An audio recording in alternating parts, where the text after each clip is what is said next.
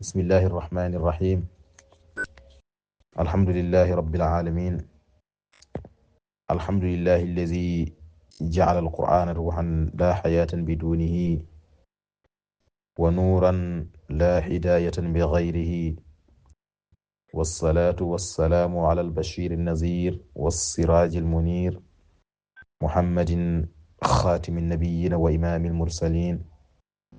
وسيد ولد آدم أجمعين وآله الطيبين الطاهرين وصحابة أجمعين ومن تبعهم بإحسان إلى يوم الدين. ورضي الله تعالى عن أصحاب رسول الله صلى الله عليه وسلم، ولا حول ولا قوة إلا بالله العلي العظيم. إلى شيخنا الختم تجاني توجهت لنا حمة للغير ليست تميل، به في الورى نحظى بنيل مرادنا ويلقى لنا عن كل ضيق سبيل. رب اشرح لي صدري ويسر لي أمري واحلل عقدة من لساني يفقه قولي. bandiraɓe dental dina tv, on calminama calminali l'islam, on kofnama kofnali l'islam. salamullahi aleykum wa rahmatuhu wa barakatuh. jaam allah e mon, kisal allah e yurmede mum e barkeji mum hotolu toon, bi fadlillahi wa mannihi wa karamihi wa husni awni. bonal allah e teddugal muɗum e ngaɗum ballal muɗum e meɗen. en ballikinima allah subhanahu wa taala e arde yewtude ko jiɗɗen yewtude ko. tabarakallahu, en calni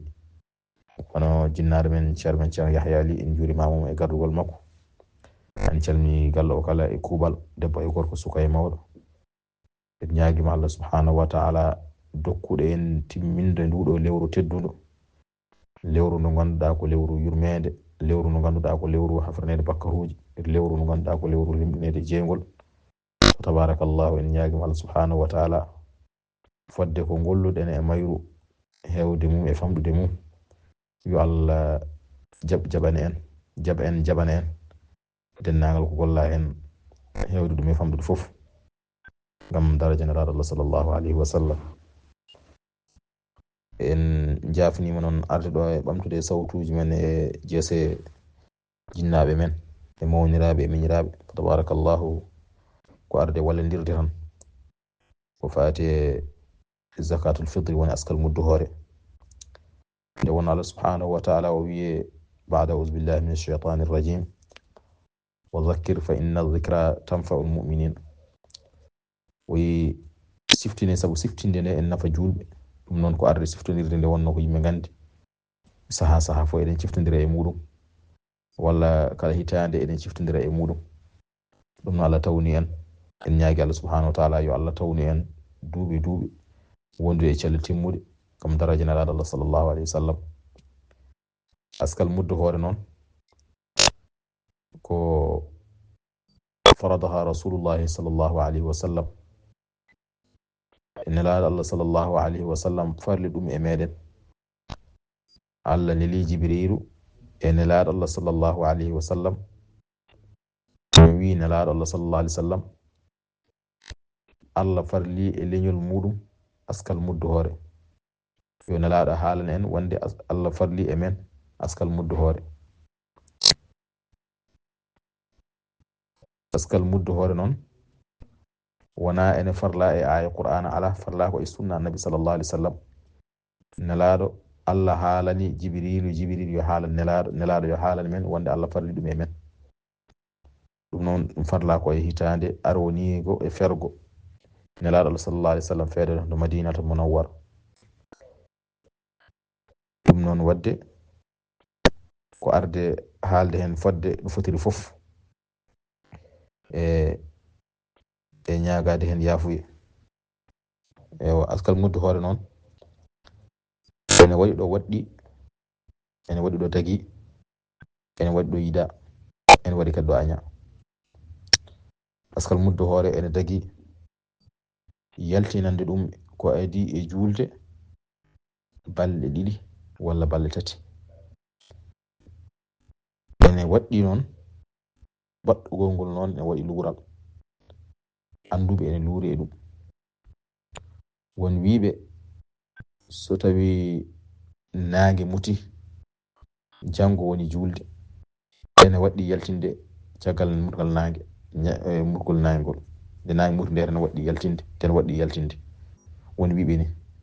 woni wiɓe ala waɗɗi yaltinde ko caggal nde fajiri feeri ñalawma julde o teskade fayida garɗo e muqaddimatul isi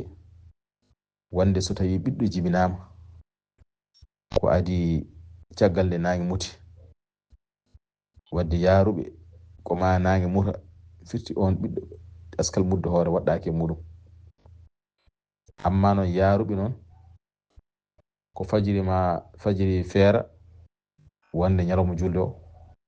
so tawi ɓiɗɗo jibinama ko adi fajiri feerde askal muddo hoore waɗɗi e muɗum ala kulli halin askal muddo hoore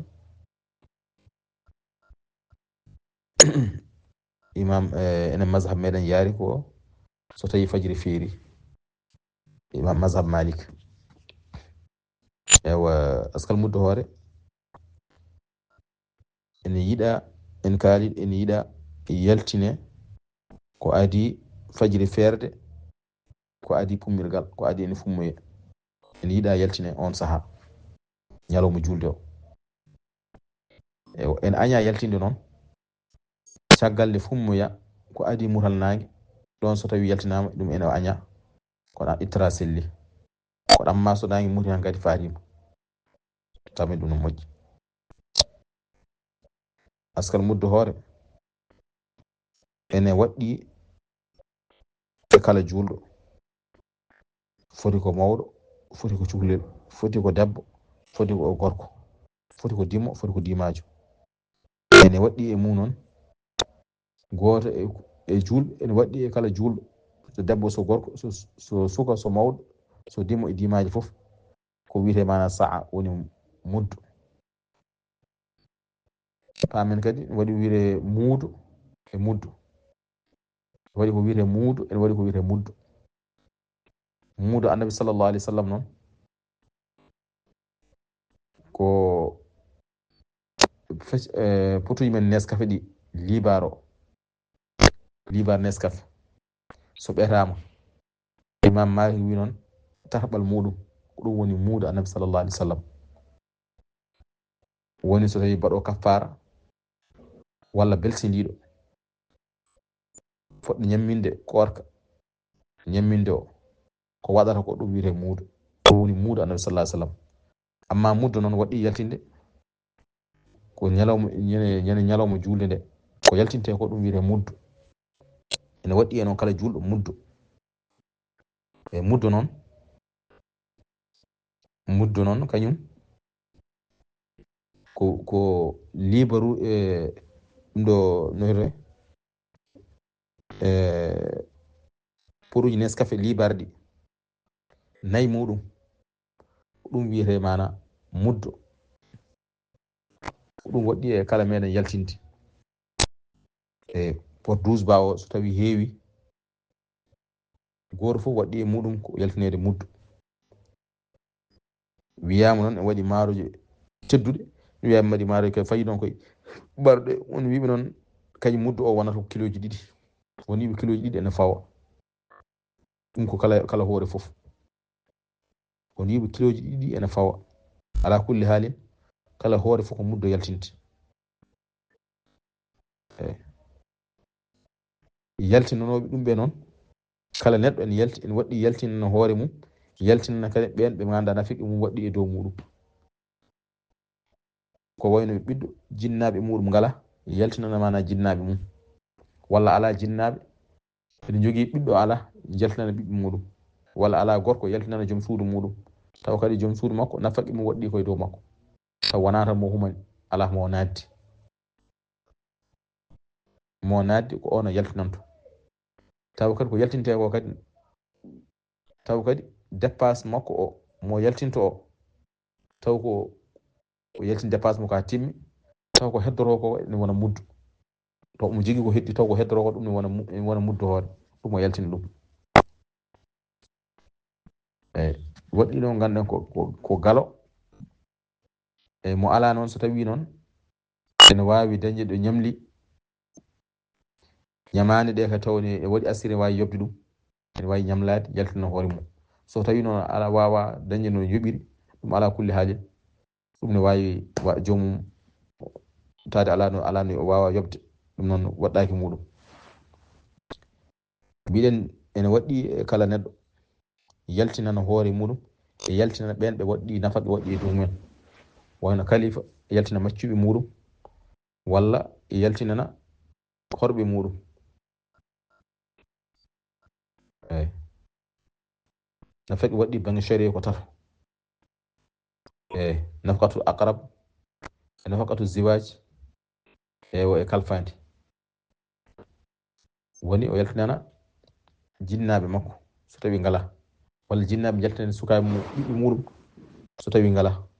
walla gorko yaltinana joom suudu muɗum. eyi walla khalifa yaltinana kalfaɓe muɗum woni maccuɓe muɗum walla ewa horɓe muɗum. eyi kala hen goto e hen fof noon ko muddo annabi sallallahu alaihi wasallam. eyi muddo noon mbiɗen wiyama ene pesdira e kiloji ɗiɗi. commerce aji ɗi noon to banggue ɓe mbiyata ko CFA o joni ko 900 wonata kiloji ɗiɗɗi. woni 160. eyi woni kiloji ɗiɗɗi. ala kulli haalin ene moƴƴi pamen ɗo no moƴƴi par ce que muddo hoore ene waɗɗi e kala julɗo, ene waɗɗi e kala gorko, ene waɗɗi e kala debbo, ene waɗɗi e dimo e dimaji foof muddo. eyi yaltinte noon ko ɓuuri jalade e guura ɗo wona ɗo. kala neɗɗo leydi ndi wondi ko ɓuuri wawde wuurede leydi ndi ko hen yaltinte. so maaro muɗum, so tamroji muɗum, so gawri muɗum, so makka muɗum, e kala ko ɗum ko wawi wawde wuurede ɗum ko yaltinte. ɗum alma meɓe tata ɓe ene kawri hen, won holon imam Malik, imam Shafi e Ahmad ibn Hanbal, ɓeɗo tata ene kawri ɗeɗo gueɗe. wonno zaman annabi sallallahu alaihi wasallam yaltinirto ko faati ko ɗeɗo gueɗe. ko wayno sha'iran walla sultu walla tamar walla aqid walla zabib walla dukhni walla zurrat walla urz, gueɗe jeenayyi ɗe. ra'yu noon annabi Abu Hanifa noon addi ra'yu muɗum, wi taade jomum so tawi fini jomum taade ko ne wawi yiloryo ko ganduɗa kone ma il faut ma heɓa ko ganduɗa ko ene soodi ɗum ɗo wadde ɗum ɗo tottire ko ganduɗa o jogorde soodiri ɗum ɗo heɓira ɗum kono yaha totte ɗum yaha soode walla ɗum woni yaltinede haalis nde. kanko e waji goɗɗo e mazhab Maliki wi Abu Hanifa ɓen jaari ɗum. kono ko selli ko ala luural ko yaltinede ɗeɗo gueɗe. jalta so tawi ko maaro joguiɗa jaltina maaro ko ɓuuri wawde wuurede e wuuro ngo gonɗa ngo, so tawi ko maaro walla so tawi ko tamroje walla ko nande kosam jorɗam ala kulli haali, walla ko zabib walla ko makka, ala kulli haali ko ɓuuri wawde wuurede ɗo gonɗa ɗo ko ɗum ko jaltinta. ɗum woni ko yaltinte. to banggue jaltingol haalisgol ko ra'yu imam Abu Hanifa e goto e almuɓe imam Malik jaari ɗum wono yaltina haalis totte joomumen, saabu ene wawi so tawi tottama ko ganduɗa ko wayno gawri maaro en walla ɗum ɗo jan ene may ma taw ko miskine ma labudde en jeeytoya gara pour mbadda ko foti wadde woni sohlaji mum goɗɗi, ɗum totta joomen haalis, kono ɗum ne waɗi luural.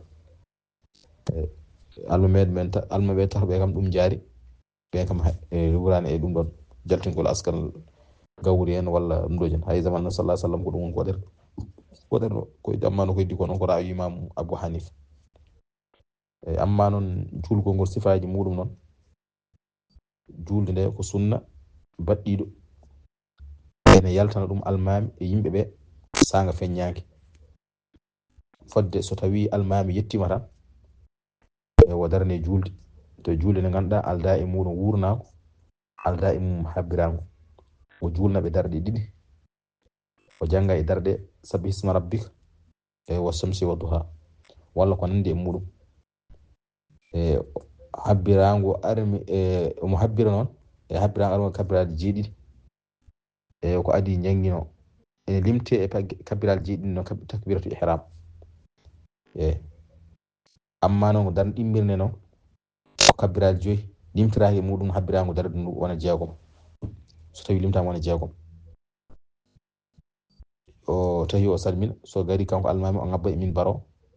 o hutbina hettade hutba e noon koye julde he jeeya wona jomumen mbaɗani tan yimɓe almami assalamu aleykum tan jeeya jowru fof ƴetta paɗe mum jaaha hay piiliɗo e hoore muɗum gonduɗo e fiileru debbo piiliɗo wiya ko en yiiɗa tawede kono to tawi ko tawi o nder juma hoto natta en jomum yiiɗa tawede ɗum ɗon wonde ko moƴƴere Allah hewde woni hen na sallallahu alaihi wasallam wiyno yimɓe ho jaltu kala ɗum woni debbo yo fummoy ɗum de gorko kamɓe fof yoɓe jaltu o ragui noon sukaɓe yimɓe fof yo jaltu jaaha pummoy ɗum woni rewɓe worɓe fof jaaha jalta pummoy e yilirade moƴƴere Allah wonde e muɗum jomumen so tawi salminama kettima khutba o almami khutbini khutba awwal o joɗima hakkude o ummitima kadi o khutbini o gayni o pari yimɓe kadi lawol ngol jarnugol sene garta deftoy lawol gongol ɗum ene yiiɗa hen kadi haade mo jomum yaari kadi looto lorgal janaba kadi ñaama taƴira tamroje hay so tamroje tati walla tamroje joyyi tamroje jeeɗiɗi temedere jeenayyi ala kulli haali woni wittu tan Allah ko tello kadi ɗiɗi ko teeli so ɗum o dañani tamroje o taƴira hay so ndiyam hay so gooɓe tati walla gooɓe jeeɗiɗi walla gooɓe jeenayyi ala kulli haalin